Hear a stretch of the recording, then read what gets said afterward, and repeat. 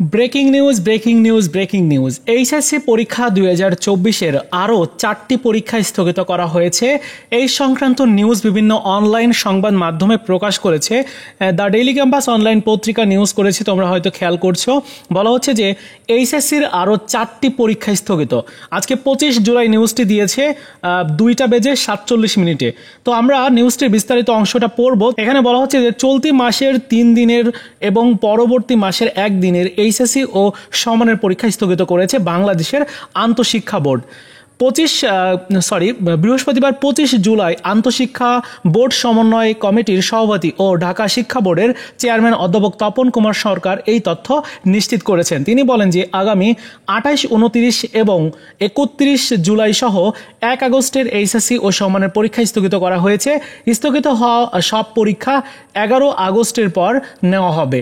প্রথম আলো অনলাইন পত্রিকার একটা নিউজ আমি দেখছিলাম, সেখানেও কিন্তু একই বিষয় উল্লেখ করেছিল যে 28 জুলাই থেকে 1 আগস্ট পর্যন্ত এইচএসসি পরীক্ষা স্থগিত। তো এটারও বিস্তারিত অংশে সেম একই বিষয় উল্লেখ করা হয়েছে যে এইচএসসি পরীক্ষা স্থগিত হয়েছে 28 জুলাই থেকে 1 আগস্ট পর্যন্ত। তোমরা আশা করি নিউজ পেয়ে গেছো। এখন পরবর্তী যে পরীক্ষাগুলো রয়েছে, বাকি অলরেডি তো 25 তারিখের পরীক্ষা পর্যন্ত স্থগিত হয়েছিল, বাকি 28 তারিখ থেকে 1 আগস্ট পর্যন্ত সকল পরীক্ষাও স্থগিত হয়ে গেল। তো ভিডিওটি এই পর্যন্তই ছিল। ভালো লাগলে লাইকস, কমেন্টস এবং অবশ্যই বন্ধুদের সাথে শেয়ার করে দিবে। ধন্যবাদ।